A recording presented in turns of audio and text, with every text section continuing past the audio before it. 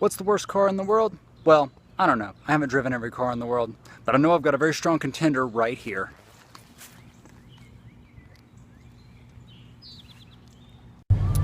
I'm just sitting here waiting for my car to defog the window.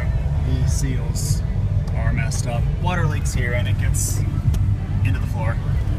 Like that. That's one of the problems. I'm really glad it's summer. Well, the main reason is because summer is awesome and winter sucks. One of the big reasons that winter sucks, especially when you own a Saturn, is the fact that in this particular model, the blower motor doesn't work when it's cold. It's working fine now, but when it's cold, it will not work at all until you've been driving the car for about 15 minutes, by which point you have pretty much lost feeling in your fingers. Here's where the dashboard meets the door panel, and they're supposed to be two different colors. I understand that, but if you look at it, we have 4 pieces, 1, 2, 3, and 4, and they are 4 different colors. On my way to work this morning, this little panel here, which is held on by Velcro, fell off and started flopping around in the floorboard next to the pedals. This visor is padded cloth stitched on top of particle board, and the reason I know it's particle board is because part of it is sticking up right there. Here's what you have to put your arm on while you're driving. There's no padding. It's also not very well attached because I can take 2 fingers and do that. That's just 2 fingers. Then there's this window crank. Also not a very substantial item. The seat isn't very well mounted either. Then there's the e-brake. First of all, you can move the cover back and forth with just your fingers. Secondly, look at the play there. And also, if you pull it up at any kind of an angle, you have to worry about it popping back down. I've had that happen several times. Not good, especially if you're out of the car. And then today, when I try to pull it up, it wouldn't stay because this shot out of it. And now we will give this car the 1 finger test. We will see what I can do with just this finger. First, there's the instrument cluster surround. Oh, crap. I broke it. I think. All right. I did not turn those on. Okay. Then there's also the cruise switch. And then there is the center stack. I don't know if you can see it or not. It is actually changing shape as I press on it. Then there is the center console. If I come back here to this ashtray, which is placed at the back of the console, it's a good thing I don't smoke because that would be absolutely useless. I will spin it in like a child's toy with 1 finger. Lift that up. As you can see, I still have not finished fixing my emergency brake. These are the components that I am super gluing back together. Also, there's the rear console. Again, with 1 finger, I will lift up both it and the seat next to it. And then there's the airbag cover. What is that? Oh, yeah, and by the way, it looks like Wallace's mouth. You know, from Wallace and Gromit. Look, upper lip right there. Ironically, one thing that shouldn't require force requires quite a lot of it.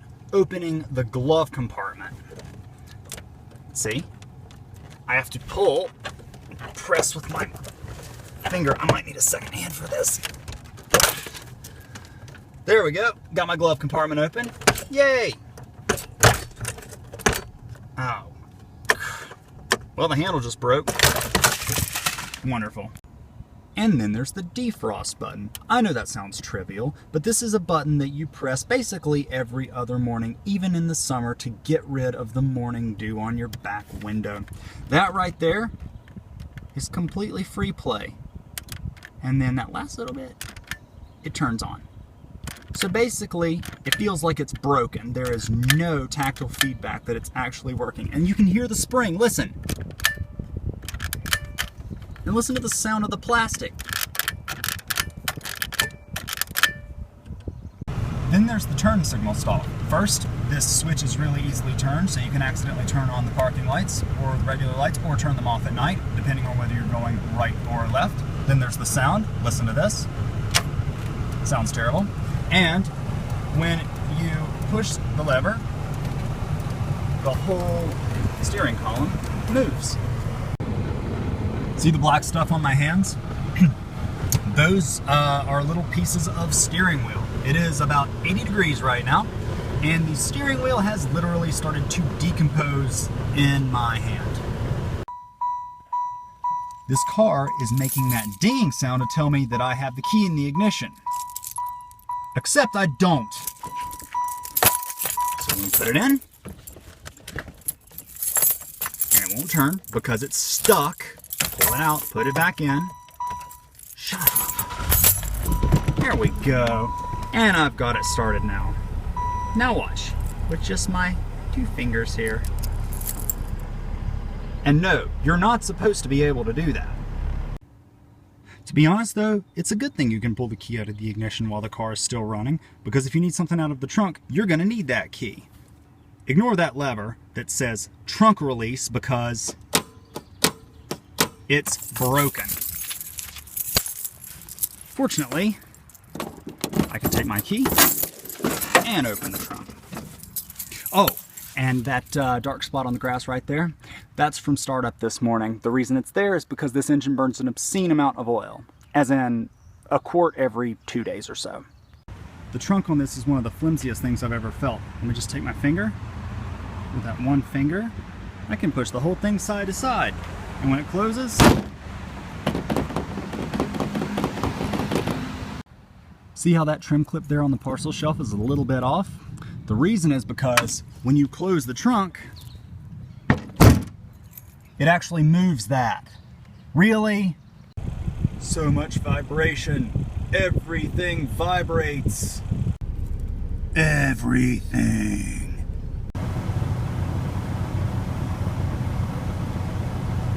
I'm picking up bad vibrations. Crappiest car in the nation. My Saturn's full of bad vibrations.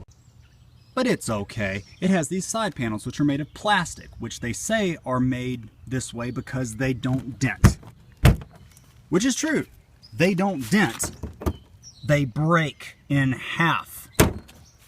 Just an excuse to use more plastic on these cars. Not like they needed one. Saturn could have been amazing. It was built in the 90s, before things really tanked. And it was built by the biggest company on the face of the planet. This could have been one of the best cars on the road. And yet it turned out like this. Because some corporate bean counter walked into the office one day and said, okay, you've spent enough money developing this car, put it on sale. Sir, we're not even close to done designing this car. No, put it on sale. You spent enough money. Chop chop. So they did. You know why GM tanked and went bankrupt? Because they deserved to. They executed such a great idea so badly. So, I'm gonna go in the house, leave my car to sit here in the rain, gathering water in the floorboard. Hope there's not too big a puddle in there tomorrow morning. There probably will be.